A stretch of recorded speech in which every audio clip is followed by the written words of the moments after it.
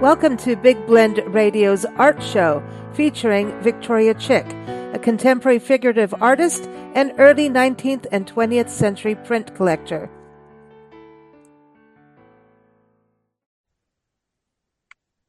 Welcome, everyone. It's time for another episode with artist Victoria Chick. Today, we're going to celebrate Native American Heritage Month, where we're going to talk about early Southwest pottery, which, when you look at it, it is so functional, yet there's so much design quality. So, the ancient indigenous people, and as well as all the way to current times, understood that creativity side, yet had that functionality, which I think is so interesting in art. So how are you doing out there in the Southwest, Victoria? We're going to be in your land soon.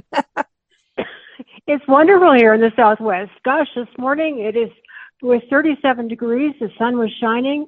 The wind was quiet. So I went outside. I didn't have to wear a jacket. It was wonderful. Nice. I know right now, as we record this, as this airs, we will be on our way through the Southwest, which is exciting to us.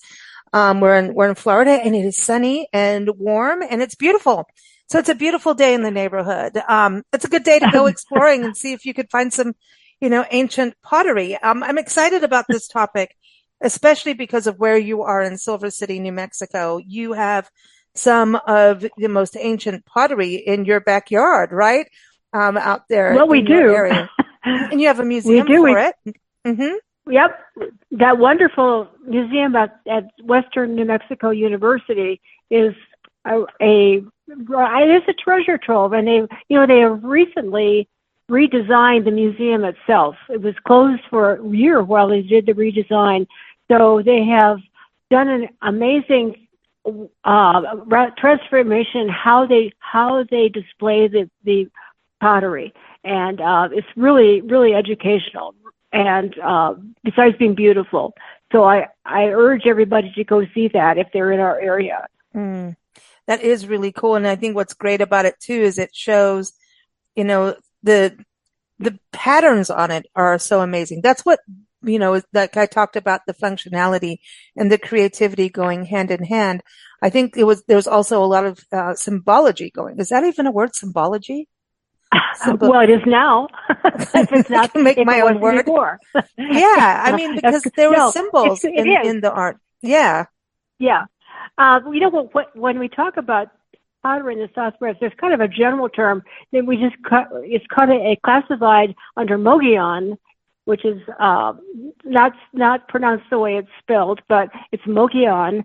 And but there are a lot of different groups within that classification, and when you're talking about design, it's kind of neat. Probably the I guess authorities look at the various groups of pottery makers and design makers, and the tribes around us are probably considered the highest level of design. Because they use animals, but they're all geometricized. Other tribes just use geometric designs. So ours, I think, tend to be more creative in any way. I may be biased on that, but I can't help it. And it's interesting because when the archaeologists go to an area and do digs, they will find pottery sometimes made by the group that they're digging, but sometimes in with all that pottery that's local, they will find pottery for other tribes that are hundreds and hundreds of miles away. Wow. So there was obviously some trading going on, and so maybe that's the cool stuff. Maybe they were maybe they were early collectors, because they thought pottery of other tribes and they liked it.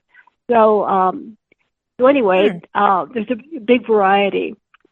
What's also interesting, you've got a great article, and everyone, the link is in the episode notes, and the article is on nationalparktraveling.com, and it's on that site, because a lot of what you're going to see in regards to Southwest pottery is going to be in museums and also in our national park units, our monuments. Like if you go in, again, in Victoria's backyard, she's got the Gila Cliff Dwellings National Monument. When you go to the visitor center, they've got a wonderful display there.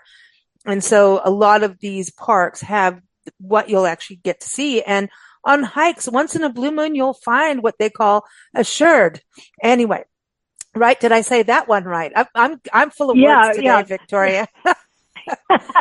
You did it right, and that's derived from the word potsherds, which are as an archaeological term for pieces of broken pottery, and you can find them scattered around our area. If you're looking at the ground at all, you might find one because they're really common when you find them, and they're really lovely. You see parts of the design. You can see the thickness of the pottery too, which is interesting. They would build the pottery up with coils. They would get the clay. Well, first they would have to find the clay. So they'd find a clay deposit, and then they'd try to get the organic material out of it. So that they would kind of use a lot of water to do that, and you wanted to get that out because if there were particles in there that shouldn't be there, sometimes they would explode out when the pottery is fired. Mm. So coiling the clay and wedging the clay and getting the air bubbles out and all the extra stuff that might be grass or leaf particles or something is really important. And then they would roll it with their hands, so it would form this snake-like piece of rope, and they would take this coil and wind it around, build it up, and sometimes they would smooth the sides with their fingers, so that the outside would be perfectly smooth, and then they'd put their hand inside and get that smoothed out. So, and then it would dry before they would fire it. And when that kind of clay was fired, the quality of it would get very hard, but it would be what they call semi-vitreous. So it didn't hold water very long. It would hold dry things. People would use them for storage jars and so forth, for corn and other things. So, the ability to hold water was limited because it didn't get quite hard enough. So it was hard enough though to paint on. So it's like they didn't have the glazes that we have maybe today, because the painting, I mean, I'm even looking at one on your article. The main photo has a fish on it. And I mean, the detail they put in the fish, everything's very kind of a flat looking kind of design, but there's coils in the designs. And then actually some of the pots that we have there are a little different in that they have a hole at the base, and that's kind of a funeral pot, right? So I wonder about. Well, it didn't start out that way. Usually those started out as useful pots, but when someone would die, there was a ceremony that they would have, and they would put a pot over the face, but they would break a hole in the bottom of the pot so that the spirit can escape. I remember that, but they would also keep.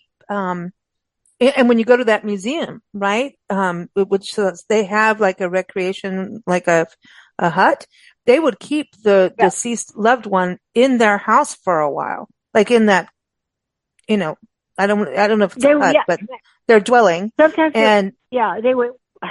Well, a lot of those homes that they had, let's say, I won't call it a hut exactly, but because it was dug into the ground, sometimes they would bury the person under the floor. So, but those were pit houses that they were called, and so the top of the house would be branches and so forth, but the bottom would be dirt walls. Okay, so So, and that's because yeah. they were pretty small. And that was kind of a phase that some of the tribes went through. And then another phase would be like you mentioned, the cliff dwellings. So they would use those for shelter and for living, and they would be sometimes many rooms, sometimes just overnight shelters. You can find those in the Gila region too, where you can see soot on the top of the I won't even call it a cave. It was just a kind of a recessed area in a cliff, so that there was semi-shelter, but there wouldn't be a wall in front, to protect them completely.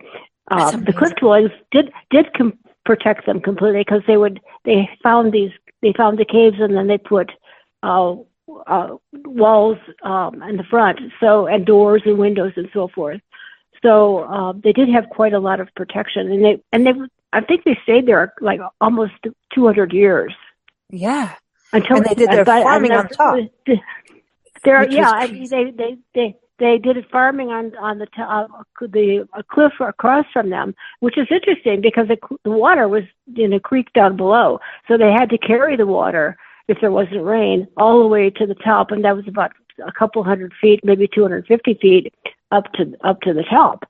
So it was pretty labor intensive to do that. Exactly. I wonder why, but I think they also knew that the deer would come and eat stuff too.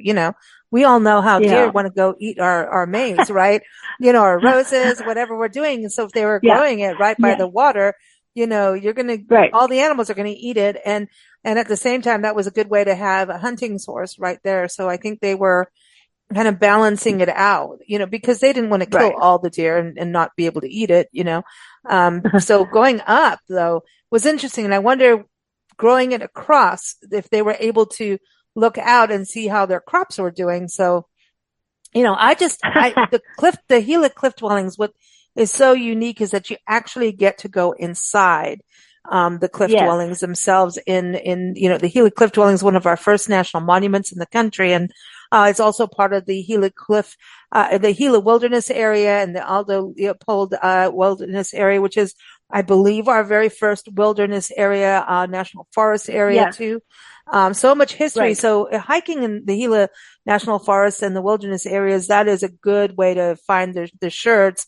Compared to, I think, when you go into a national park unit, at that point, they've really kind of scoured and done, found what they needed to find. But, I know even the Bear Mountain Lodge, which we've stayed at in Silver City, backs up onto what used to be Nature Conservancy land, and it's part of the forest area and it's basic. It's their land, but it was public land at one point, but it's pretty protected. And you could go out hiking behind their bed and breakfast and find things, That's one of those neat things about being there is, history and nature go hand in hand. Yeah. Yeah.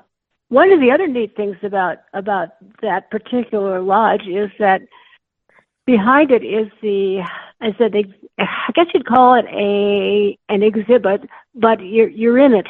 You're part of the exhibit because it's the Million Bones exhibit that was once on the lawn of the Smithsonian Institution in Washington D.C. And it makes us think about genocide and how genocide has been through history and how people have been wiped out.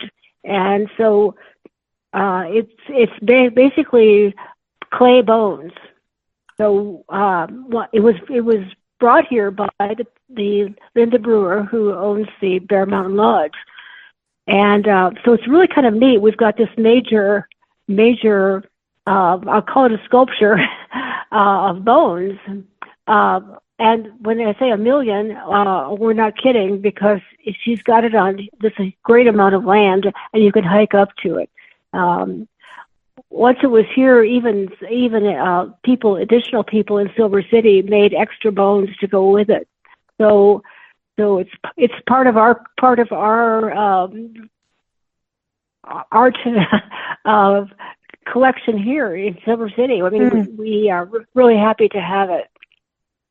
I think it's amazing. I mean, your area, Nancy and I are like, excited to get back to the West, and then you're in the West and then you're like little itchy feet to go the other side too. And now traveling so much across the country, where you kind of feel these connections of why the nomadic cultures were nomadic, right? And why Yeah, and right. how. And that's what's so cool about the Southwest when we talk about this early pottery. It's really about the early people and their way of life and Well, right, communication and like that. The creativity is there. I mean, and wasn't it right. really and how they moved and left things, for us to find in the Southeast areas that we've traveled through, you're going to find more of the pottery in areas where they have these mounds. And some of the mounds are like, they hide and protect things that are important to them. And then some of Right. them are like landfills that they made. And that's Yes, the case yes. in Arkansas. And so it's really fascinating to me, it's like, and then how far do you go to dig up things to learn about it? I think now we have Yeah. like laser technology, like, what we found out with Easter Island is pretty fascinating, Mm-hmm. Yes. that they were able to like, no, these aren't just talking heads. These are full Right. bodied sculptures, that are there. So, Yeah. but going back to the Southwest, they did move around and a lot of times I think it had to do with drought. And I think they were following the food source, I think, Yeah. Yeah. but Yeah. I mean, I guess, if you live in the Southwest, you are very aware of droughts, and it happens, and when it happens, if you've got to have water supply if you're going to stay there. So you can easily understand, or maybe just extrapolate the idea that when droughts came to the Southwest, in various times, well, that people did have to move on, and sometimes they amalgamated with other tribes. mm-hmm, Sometimes they were able to find a new location and maintain their original tribe, but there is an indication that many of the tribes, joined each other when those kinds of events happened. I think we also, we look at pottery, it's so beautiful, and it's easy to think of it in art terms, but it was beautifully decorated, and it was totally utilitarian. And I think it's easy to not think about that because of the way we live today. We buy stuff that's utilitarian, and we hope it looks okay, but we buy it for our use. We got to cook something or bake something, and we should lose track of the fact that that's what those people were doing also. mm-hmm. And like you say, there were garbage dumps, and we do find those. Yes, in certain areas. You go to an area where there was a Mogollon culture living, and you find that their trash is sort of concentrated in a certain area. Excuse me. And Mm-hmm. you do find it in several hundred years past or more, and now farmers plow that area. So when they plow it, a lot of these shards come up. Mm-hmm. Or when there's a flash flood or something, a lot of that kind of material gets disturbed, and we find it, and we usually are delighted to find it because even a shard is really beautiful. Yeah, and I think it's gorgeous, and the artwork, they took time, and we think about what we do nowadays, right? And there's big manufacturing, but then there's artists, of today making pottery, whether it's on a Right. wheel or they're painting it, like our friend Andrea Boswell has been on the show with you, Andrea Faye. She, Uh-huh. she goes by both names, but for our art, it's Andrea Faye. I know she's going to listen and she's going to yell at me. It's Andrea Faye, everybody. But her art is amazing to me of what she creates. And so when you're eating off of a dish, you want to have something that is an accent on there. I mean, even when, remember the Corningware back in the day, how we'd collect Oh all those yeah. little, yeah, but there was always those little flowers or something on the side. So we were Mhm. decorating our plates. I mean, and you think about these ancient, civilizations, they were doing the same. Why shouldn't they? And it, like, it goes back into symbology, my new word, the symbolic. Yeah, I don't know, man. But anyway, having that, those symbols on there means something. Like I was looking at that fish and I'm like, someone actually had to get all those lines correct for the fish having, all their little finny things, their Right, skin, the right. way that is. You can tell I don't eat Well, fish either. That's another word, finny things.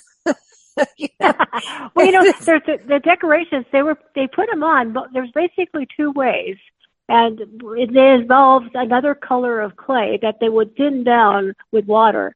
So it was the consistency of house paint, let's say, and they would use brushes that were out of natural organic materials like yucca plants or uh, certain pounded out fibers that they would use, and some of them were very fine. You could use one little fiber to get some of these lines, but they would paint this on while the clay was still wet.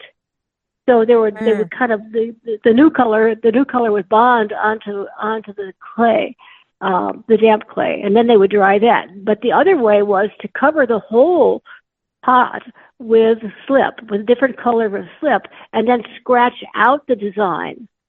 So mm. your pot would be basically the color of the slip, but the design would be the color of the clay underneath. So both of those designs were used, and both of them were really um, turned out beautiful, beautiful designs.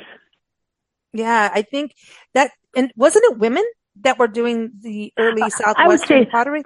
Was for the most part, and there's some really interesting things at the Western New Mexico Museum because they had the pots that were probably made by children who were learning how to do it, and they're really mm, cute because they're made by tiny, tiny hands, oh, and yeah, they're really neat.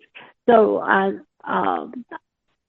I think don't know that they're commonly found, so maybe they weren't considered high quality, by the parent who was trying to teach them a trade. Actually, it wasn't just weren't doing it for fun. well, So they were because really trying to learn a process. so this is really the whole time what we're talking about when we talk about early Southwest pottery. It's what 800 AD through 1500 AD, and and Yeah, before depending that on where even. Yeah, yeah, depending on where you are. Yeah, yeah. because you have all the The pueblos what? up north of you too, you know, Right, up in the Santa Fe right. region, having the pueblos and still living like in Pueblo country, if you're lucky enough, you can go on Pueblo tours up near Santa Fe and Taos and that area. And they have, festivals where they have feast festivals and things like that where you can go and experience how they live. Right. And, it's something very special because I love it because they're so connected to nature, you know, Yeah. and the Yes. storytelling. And I believe the storytelling is part of their pottery is just like when you see the petroglyphs and everything we've talked about on other shows too. It's connected. I think it all tells a story. Like I look at the fish in the pot, is that I wonder, did they use, this, it's not a pot, it's a bowl. Did they say, okay, this is only used for fish in case somebody has allergies? I don't think so.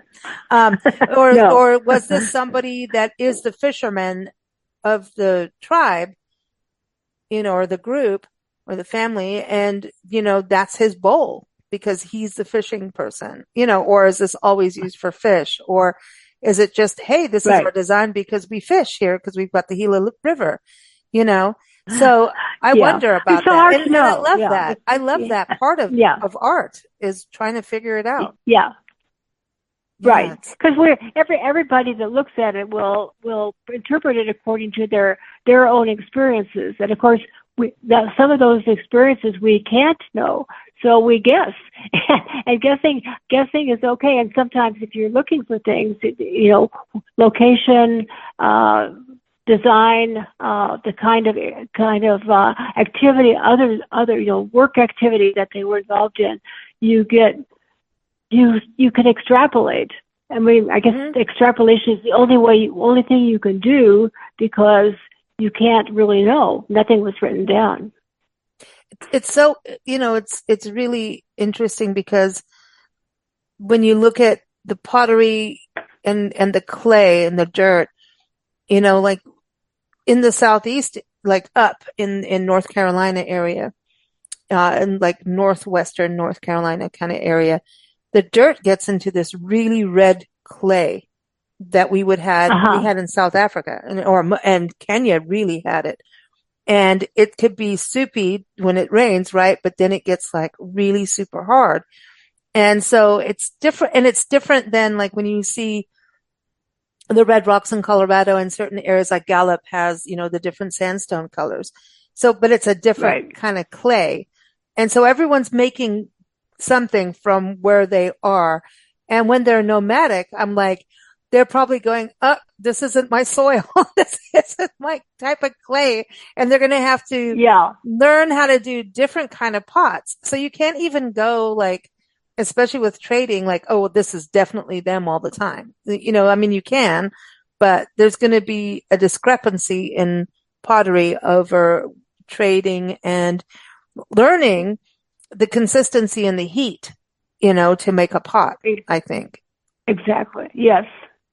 Wow. Cool stuff, man. I always love these conversations, Victoria. This is fun. It's fun to talk about the Southwest again.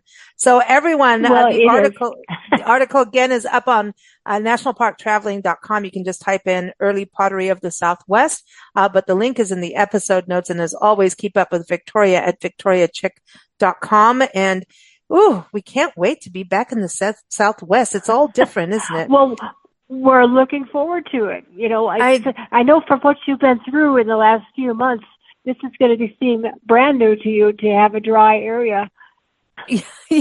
Yeah, we're leaving hurricane land, and it's been a really rough time for people in the Southeast. Really, really sad and hard, but we've seen a lot of resiliency. Areas that we've covered, like art communities. I mean, our hearts are with them 100% and more. We've been doing weekly podcasts to keep everyone updated with our Adventures in Asheville show, but obviously this devastation with Milton too. It's Florida, Virginia, North and South Carolina, parts of Georgia, and we've seen it and dodged it. Luckily, we're very, very lucky, Nancy and I. But when you see things, there's artist districts, entire art districts just wiped away. Like in Asheville, the River Arts District, which was huge. And they, took an industrial area of, talking about clay, all brick, right? These historic industrial areas. And then the French Broad River is right there. And they got breweries in between and a beautiful park area that we just did a story on. Obviously, and all this, so it's like we have to redo our work. And, of course, we're going to do that. And, artist studios, people we've interviewed, just their entire studios gone. And not only the buildings, these historic buildings, but their art, which I find so sad. You've done this exquisite painting, and then next thing you know, it floods away. And, this happens in California with wildfires. I mean, every area has its thing. And, so I just hope people, do what they can to help people get back on their feet, because it's not only businesses, but it's personal homes and things like that too. So, we talk about moving and things like that, but that's, the ancient ones knew, it's the same thing as when, you evacuate from a wildfire or a hurricane or a flood. It's like when they knew drought was coming, I don't think they waited for the drought to happen. I think they saw, it's coming. We need to start walking now while we can still get water. And there's still, all the animals started migrating. They're like, follow this, and they can't take all their pottery with them either. I think they take the No. basics and then start up again wherever they are, so I wonder about that for them as nomadic peoples. And sometimes they stayed for, hundreds of years and were fine. But for the families that were nomadic, having to say, okay, we're, because they didn't have the wagons. And even if you were in a wagon going west, you couldn't take all your prized possessions, right?